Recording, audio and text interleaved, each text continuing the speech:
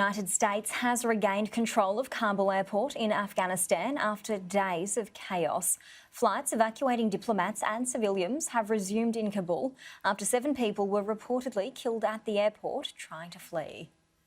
More hardcore fighters are arriving all the time, and so if you like, the enlightened leadership may be making all the noises that people in the West might want to hear, that they're going to be reasonable, that they say today that government workers should go back to work, that there's an amnesty, there'll not be any retribution against them, and that they will respect people's rights, and they will form a government, they say, that involves other parties, Islamist parties, of course, but others that are slightly more liberal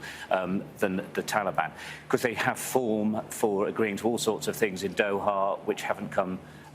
to fruition. And in some of the negotiation, those broke down because it was quite clear they held the upper hand as these cities and towns slowly, or quickly, I should say, fell with very little resistance. So they feel emboldened.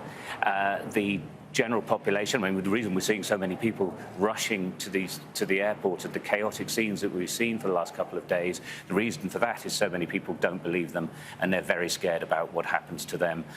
in the future. There's going to be more information from the Taliban, we believe, today and over the next coming days about how they're going to change and, well, they've taken over power, but what this new government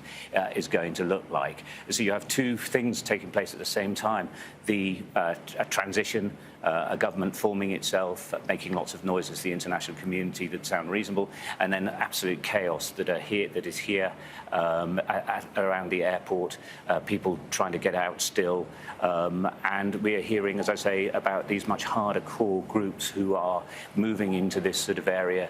even as we speak, who would take a very much harder line on everything. In fact, some of the people we've been talking to saying that they had seen people having their passports who were trying to get to the airport being torn up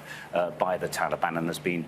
shooting quite a lot of the time and some very aggressive behaviour, but the Taliban that are around the airport area, very different to the centre of town, which is much calmer, with people going out trying to open up their shops and markets and people going shopping. So it's sort of two cities at once here, really, starkly different.